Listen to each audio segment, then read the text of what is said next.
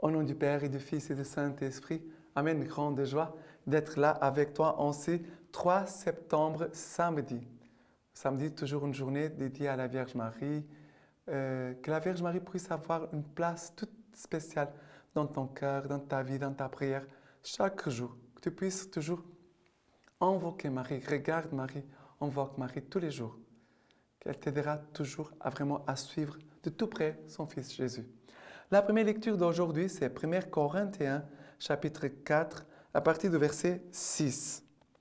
En tout cela, frères, je me suis pris comme exemple avec Apollos à cause de vous, pour que vous appreniez en nos personnes à ne pas le pas écrit au-dessus du texte, en vous enflez d'orgueil en prenant le parti de l'un contre l'autre. Qui donc, en effet, te distingue? Qu'as-tu que tu n'aies reçu? Et si tu l'as reçu, pourquoi te glorifier comme si tu ne l'avais pas reçu? Déjà, vous êtes rassasiés, déjà, vous êtes enrichis. Sans nous, vous êtes devenus sans nous, vous êtes devenus rois. Ah, que ne l'êtes-vous donc roi pour que nous partagions nous aussi votre royauté? Car Dieu, s'il me semble, nous les apôtres, exhibés au dernier rang, comme des condamnés à mort. Oui, nous avons été livrés en spectacle au monde, aux anges et aux hommes. Nous sommes fous, nous, à cause du Christ. Mais vous êtes prudents dans le Christ. Nous sommes faibles, mais vous êtes forts. Vous êtes à l'honneur, mais nous, dans le mépris. Jusqu'à l'heure présente, nous avons faim, nous avons soif, nous sommes nus, maltraités et errants. Nous épuisons à travailler de nos mains. On nous insulte et nous bénissons. On nous persécute et nous l'endurons. On nous calomnie et nous consolons. Nous sommes devenus comme l'ordure du monde, jusqu'à présent, l'univers rébut.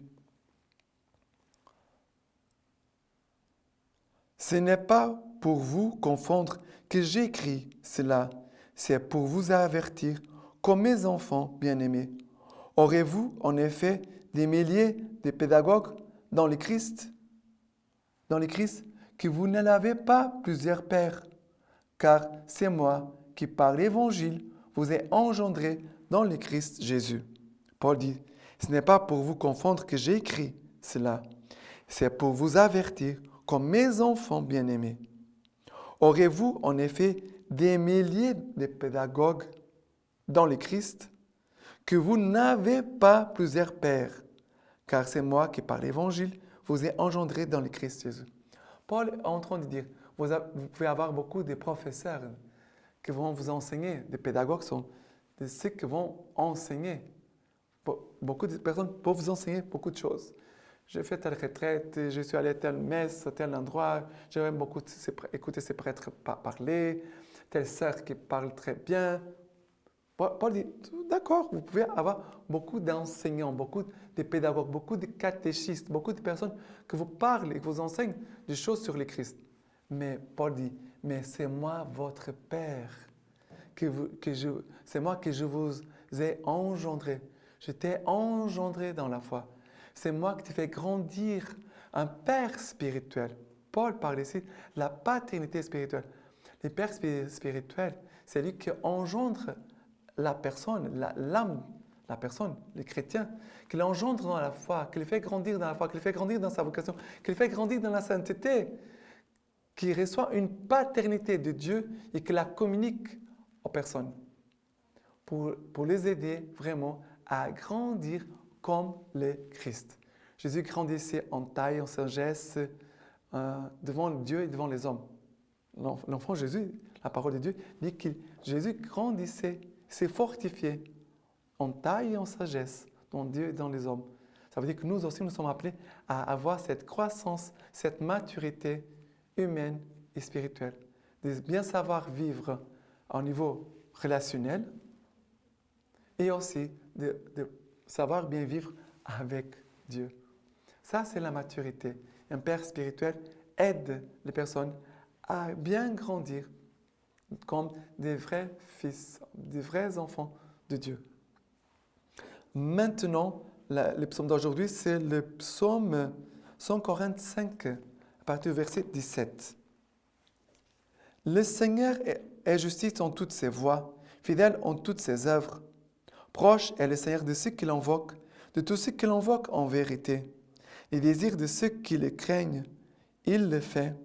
Il entend leurs cris et les sauve. Le Seigneur garde tous ceux qui l'aiment. Tous les impies, il les détruira. Que ma bouche dise la louange du Seigneur, que toute chair bénisse son saint nom, toujours et à jamais. Il dit que ma bouche dise la louange du Seigneur, que toute chair bénisse son saint nom, toujours et à jamais. Avoir une attitude de louange constante.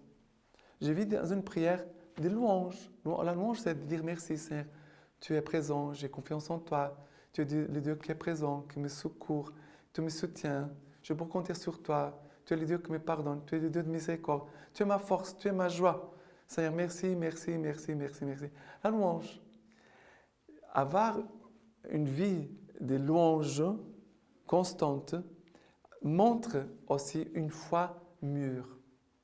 Celui qui loue aujourd'hui, qui demain va bouder, qui après-demain va louer, après-demain va réclamer contre Dieu.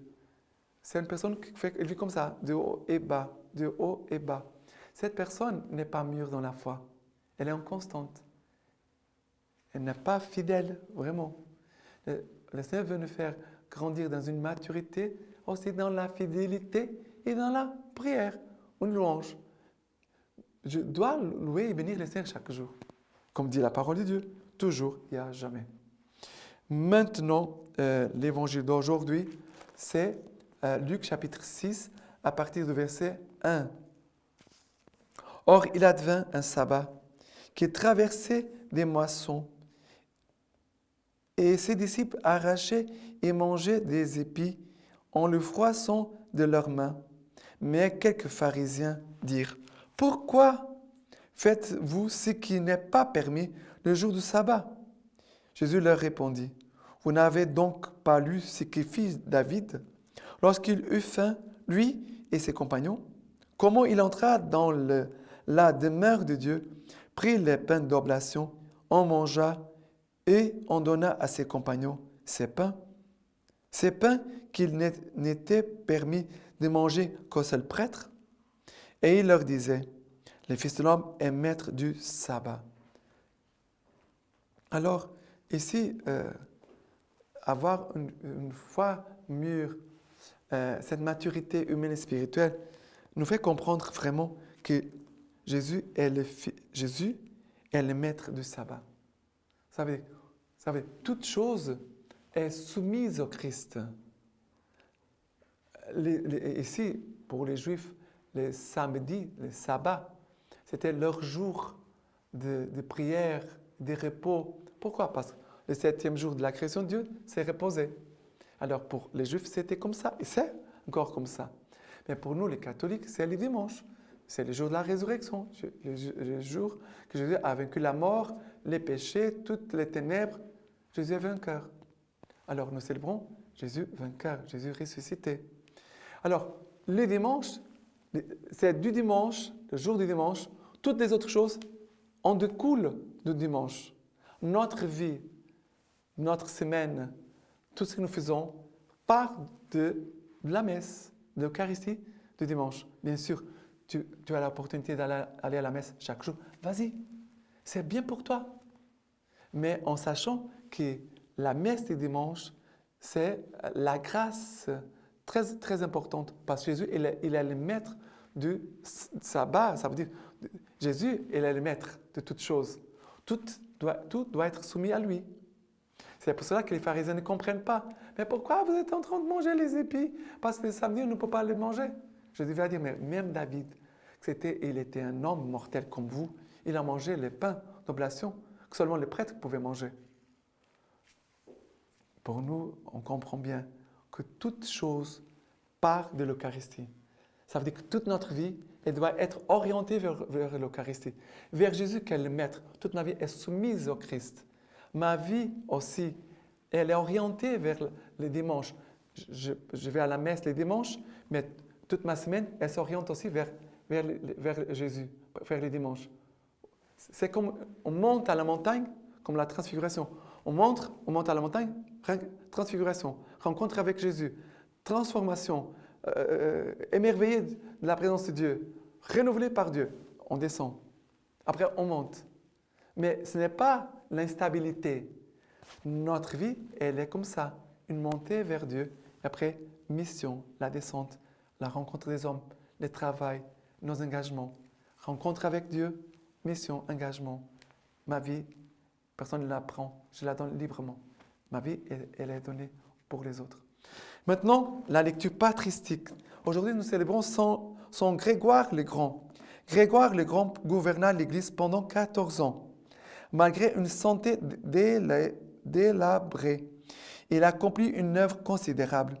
Serviteur des serviteurs de Dieu, il devait pourvoir au ravitaillement de Rome, tandis qu'il enseignait le peuple et qu'il préparait l'évangélisation de l'Angleterre.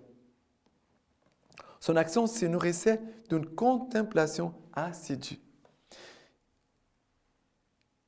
Maintenant, un petit texte. Fils d'homme, j'ai fait de toi un guetteur pour la maison d'Israël. Le guetteur se tient toujours sur la hauteur pour voir de loin tout ce qui va venir. Et tout homme qui reçoit le poste de guetteur doit se tenir sur la hauteur par sa vie, afin de pouvoir rendre service par sa vigilance. Combien il m'est cruel de dire ces paroles, car en parlant, je me frappe moi-même. Je ne pratique pas la prédication comme je le devrais.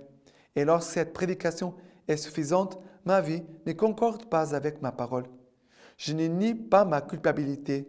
Je vois ma torpeur et ma négligence.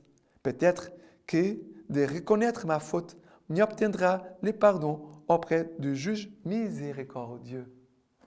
Maintenant, je vous laisse la bénédiction par les mains toutes pures de la Vierge Marie. Que Dieu Tout-Puissant vous bénisse et vous garde, le Père, le Fils et le Saint-Esprit. Amen.